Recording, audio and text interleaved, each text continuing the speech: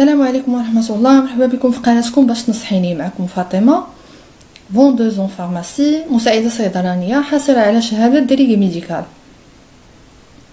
بغيت نشارك معكم خلاصه التجربه ديالي المتواضعه، نفيدكم بداكشي اللي عندي وان شاء الله نكون مصدر افاده للجميع.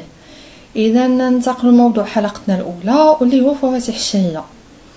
غادي تسولوني ايش بالضبط هذا الموضوع، بما انه العطله دخلات، ولا نقولوا حنايا دابا في العطله، ويلا دابا داز رمضان والامتحانات والعمل والضغط اللي مجموع في هادشي كله. بان كيكون تراجع شويه في صحيحته، تنقص في الوزن، باغي شي ريكوبيري شويه في هاد العطله.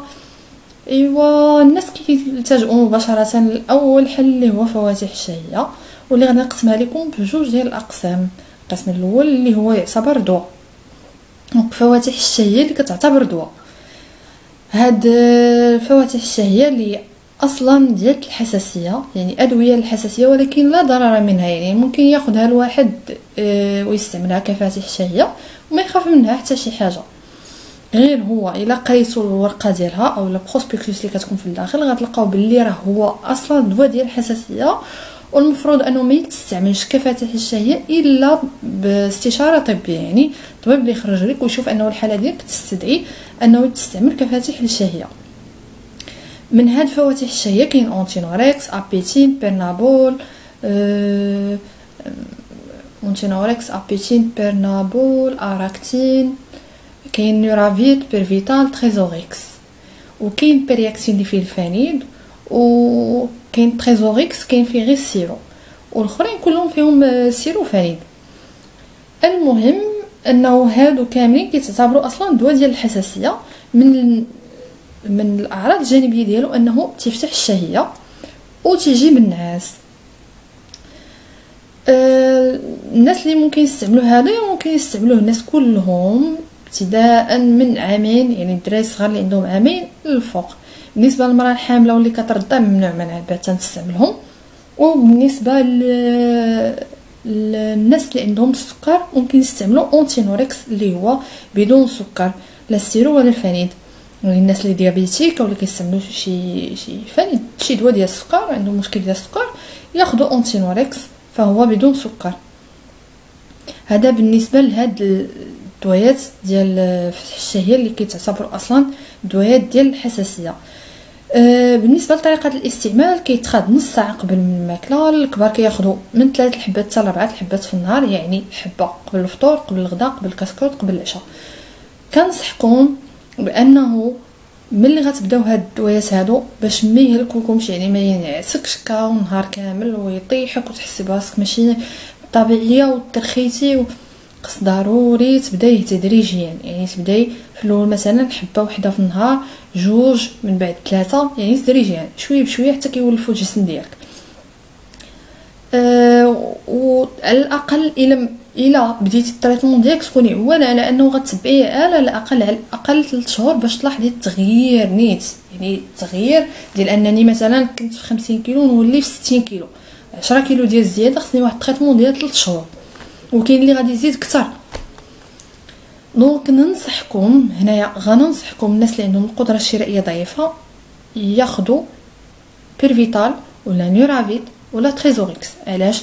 لانه هادو زايدين بلي فيتامين على الاخرين، على اونتينوريكس وبيرنابول و نورابول. المهم هادوك الاخرين كلهم عندك الاستثناء فيهم هو نورافيت، بيرفيتال وتريزوريكس. هادو زايدين بلي فيتامين، هاد 3 هادو. تريزوريكس فيه السيرو بوحدو، بيرفيتال ونورافيت راه فيه الاختيار بانكم تاخذوا السيرو والفانيد. بالنسبه للوليدات الصغار من 6 سنين ل 14 عام كياخذوا 2 معالق صغار 3 المرات في النهار قبل من الماكله. ممكن ياخذوا حتى هما الفانيد، ولكن انا كنصح بانهم يستعملوا غير السيرو اللي هو ياخذوا فيه 2 معالق صغار 3 المرات في النهار، وتا هما نفس الطريقه يبداو تدريجيا 2 معالق صغار مره واحده في النهار، تيولفوا من بعد يزيدوا ملي يوصلوا يقدروا يستعملوا 2 معالق 3 مرات في النهار قبل من الماكله. ديك الساعه يحسبوا المده على الاقل واحد 2 حتى 3 شهور ديال التريتمون متبعه باش يعطيوهم الفعول اولا داك التغيير الزياده في الوزن.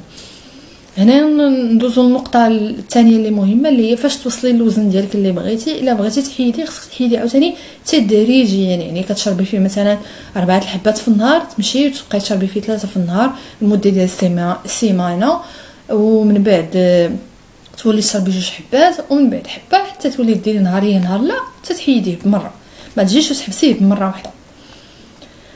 هاد فواتح الشهيه باش يعطوك المفعول مخير يعني مزيان، لا من ناحيه صحتك ولا من ناحيه التغيير يعني التطور انك تزيدي في الوزن، غادي ننصحكم بانكم تزيدوا خميره ديال الشعير. خميره الشعير اللي الفوائد ديالها لا تعد ولا تحصى، وما تخافوا منها حتى شي حاجه نهائيا الا كنتو من الحالات الخاصه اللي كدير لكم الحساسيه. يعني تشربيها تجربيها، شوفي ما دارت لكش حساسيه صافي تبعيها.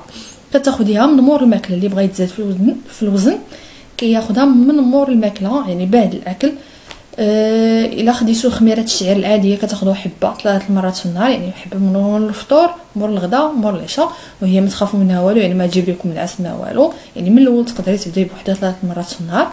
خديتي خميره الشعير زائد السيلينيوم اللي غادي تشوفوا التصويره ديالها، غادي تشوفوا التصاور ديال هاد خميره الشعير وخميره الشعير زائد السيلينيوم، غادي نحطهم لكم فشي بلاصه في الفيديو. المهم تاخدي فيها اللي زايد السيلينيوم، تاخدي فيها 3 المرات في النهار، يعني 3 مور الفطور مور الغداء مور العشاء. هادو كيتجمعوا مع دوك السروات ديال فاتح الشهيه، يعني هادوك كيتخادوا قبل الماكله، وخميره الشعير كتخاد من بعد الماكله. ندوزو للصنف الثاني اللي هو المكملات الغذائيه. راه كيتكتب في البواطه ديالهم انهم مكملات غذائيه، اللي هما كنقول لهم السروات ديال الحلبه. هادوك السروات ديال الحلبه هما اللي كيتعتبروا مكملات غذائيه. هادوك ما تخافوا منهم حتى شي حاجه نهائيا، غير هو انا نصيحه من عندي اللي بغى يستعمل اي دوخس اصلا يدير التحاليل ديالو باش يشوف واش يحتاجو ولا ما يحتاجو شيء، خصوصا الحاجات اللي كيكونوا فيهم لي فيتامين. كيف كيكون هناك ضرر في النقص ديال لي فيتامين، هناك ضرر في الزياده ديال لي فيتامين على القياس ديالهم الطبيعي في الجسم. اذا ضروري ما نديرو التحاليل ديالنا. هاد المكملات الغذائيه فيهم مثلا فيهم اكتيبيتي، فيهم نيوراكس، فيهم العديد من السميات، الفيتيل، ابينات، فيتاتين، اوغوستين. نيوراكس واكتيبيتي ممكن ياخذوهم النساء اللي كيرضعوا، مع اني انا كنصح بانه المراه المرضعه والحامل ما تاخذ حتى شي حاجه الا باستشاره طبيه. راه كاين الدويات اللي غتاخذهم، ولكن يفضل انها تشوف مع الطبيب هو الاول. بالنسبه لنيوراكس وهاد اكتيبيتي كيدروا الحليب، يعني كيزيدوا الحليب عند المراه المرضعه. بالنسبه للمراه الحامل ما تاخذ حتى شي حاجه نهائيا من هادو الا باستشاره طبيه. والمراه الحامل عاده كيتعطى لو فيغ الحديد ولاسيد فوليك، هما كي يعوضوا داك النقص اللي كيكون عندها اصلا في الجسم ديالها بسبب الحمل، وفي نفس الوقت هما كيكونوا فاتح الشهيه، يعني ملي كتاخذهم كتفتح ليها الشهيه ديالها وما تخاف عليهم والو. يعني لو فيغ ولا سيد فوليك ممكن تاخذهم بكل راحه وما تخاف حتى شي حاجه. هنايا ما ننساش انني نذكر اهم حاجه اللي هما الدويات ديال الضيقه اللي كيستعملوهم الناس على حساب الغلط، وغنذكر لكم اسماء معروفه اللي هي اوراديكسون، دياستير، سيليستين، بيتاستين وما يشابههم. يعني دوات هما اصلا تيتعطاو الناس ديال الضيقه وفيهم لي كورتيكويد. اش كيوقع واحد ملي كيشربهم الواحد كيوقع واحد الاحتباس ديال الماء في الجسم ديال بنادم، وكيولي كيتنفخ وكيحسبهم واش كيتزاد في الوزن. هو راه ما كيتزادش في الوزن، بالعكس هو كيتنفخ فقط، وليه اضرار لا تعد ولا تحصى. منها اللي غنذكر لكم هو نقص المناعه، كيتسبب في نقص المناعه.